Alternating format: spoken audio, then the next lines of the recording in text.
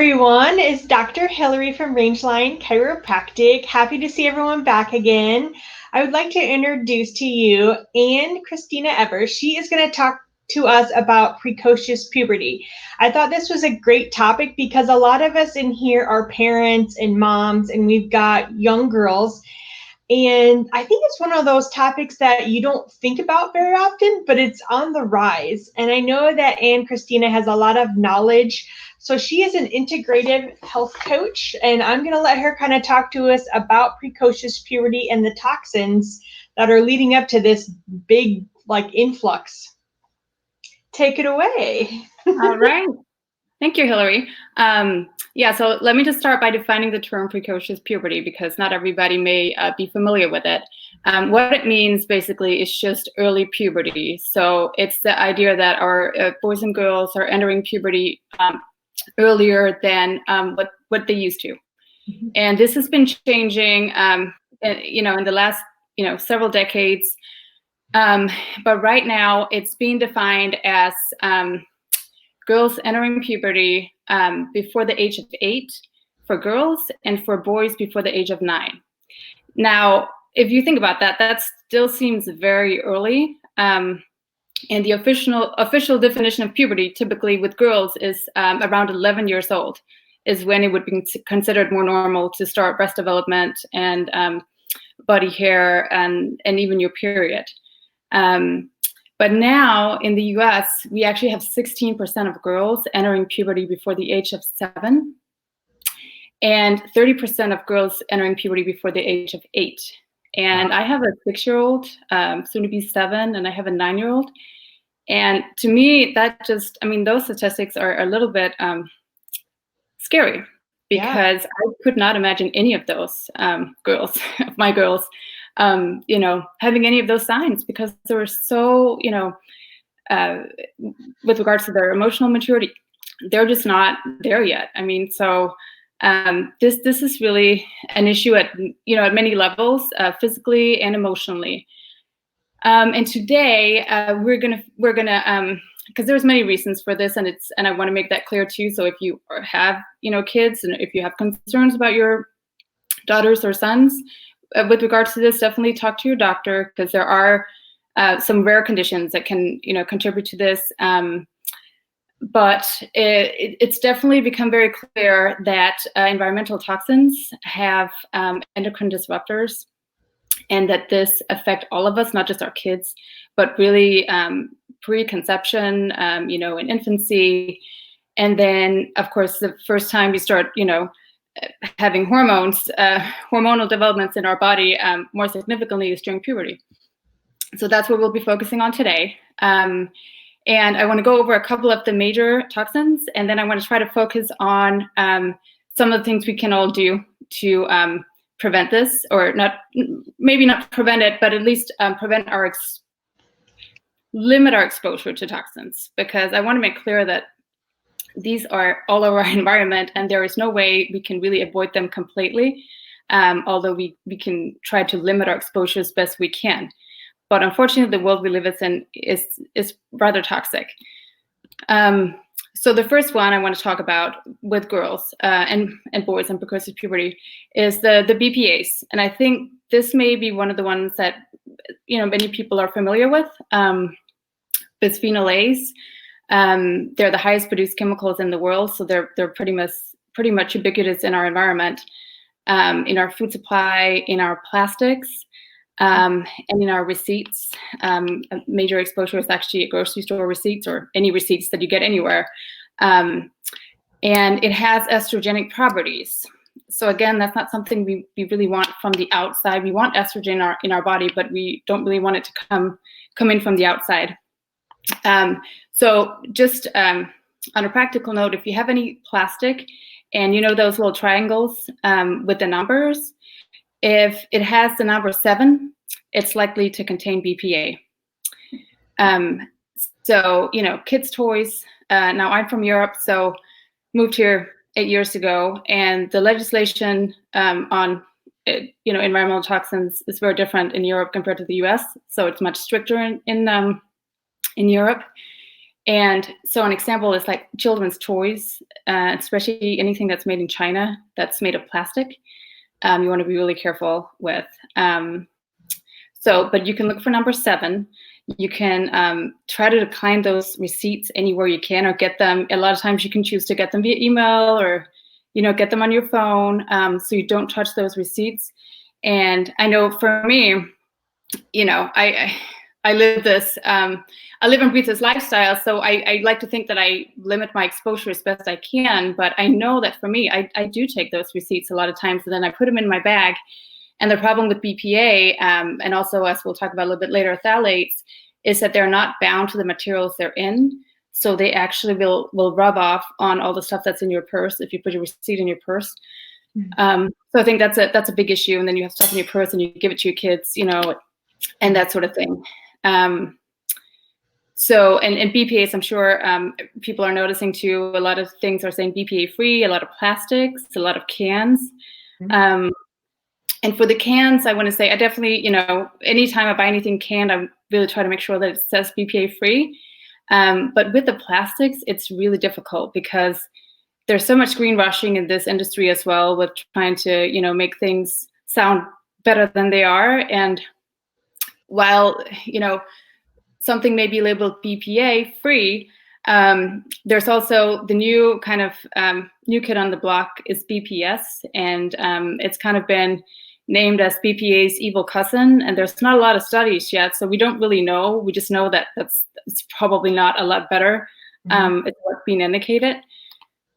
So trying to avoid plastics for your kids, especially get those metal water bottles, the glass water bottles. I know it's so convenient to go to Costco and grab those big bags of like bottled water because it's so easy. But really try to bring your own water. That's a huge one, because unfortunately BPA can also be found in water.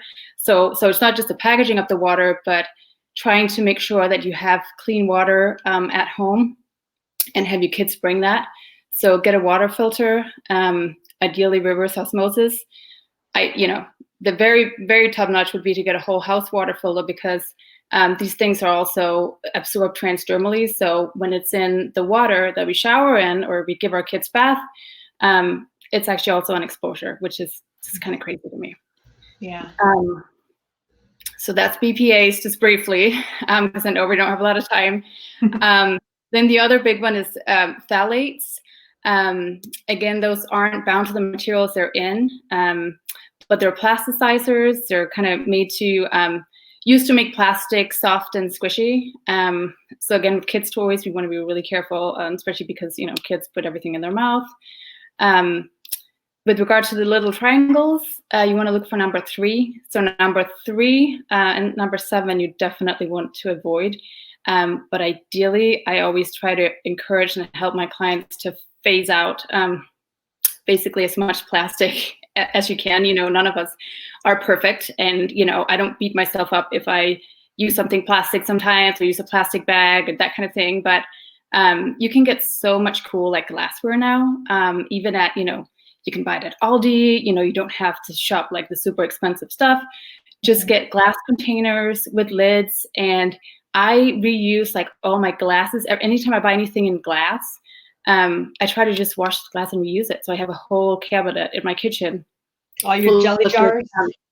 Yeah, pretty much. Pretty much marinara sauce. All this kind of stuff that I buy in glass, I save those and wash them, and then that's a cheap and easy way to just kind of have some great storage. So the phthalates, again, circulating in the air, really, really bad. Another thing to think about is the exposure in your home. So another major exposure of toxins in your house is actually the house dust, which is really bad news for those of us that hate to dust.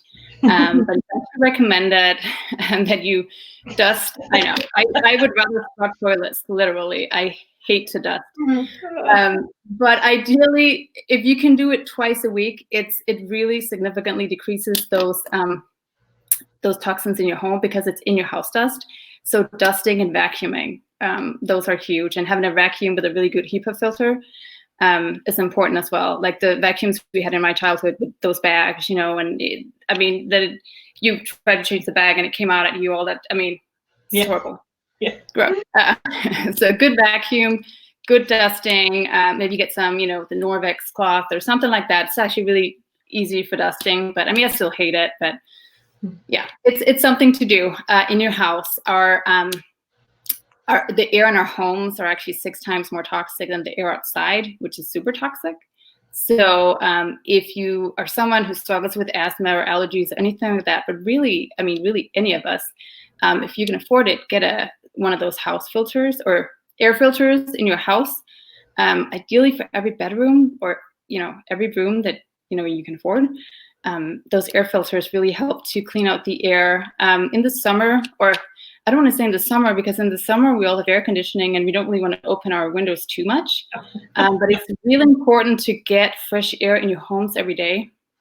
Winter, summer, it's obviously easier during spring and fall, but open the window, get the circulation through your home is super important, and it just helps clean that air out. And a lot of times, during the winter, if you're walking around inside all day with your kids or you can't get outside, we get kind of, stuffy and headaches and grumpy, and it's really that poor air quality that's very harmful. Another thing in our homes is fragrances. Those are huge when it comes to phthalates. And a lot of fragrances are trademark secrets, so they can actually hide up to 80 to 100 different chemical substances, and the only thing they have to state on the label is fragrance. So it's one of the really tricky ones. And I think a lot of us have kind of been aware of this, but then women, they like their perfume, they like to smell nice, and you like to shower with something that has a scent. And when I first started this journey over 12 years ago, when I became pregnant with my first daughter, I remember getting rid of all my scented products. I had all the, conventional stuff, the hairspray, the shower, whatever, makeup, everything. And so I was trying to just phase it all out. And I switched over to just non-fragrant stuff. And in the beginning, it felt a bit boring, but then you get used to it. And now I think I'm one of those people that are really sort of hypersensitive to scents. Me too. Which is kind of, remember as a kid, you had, so many, those women that had those really strong scents. And even now, if you're with somebody, it really can be quite a lot to take in if someone has really strong scents.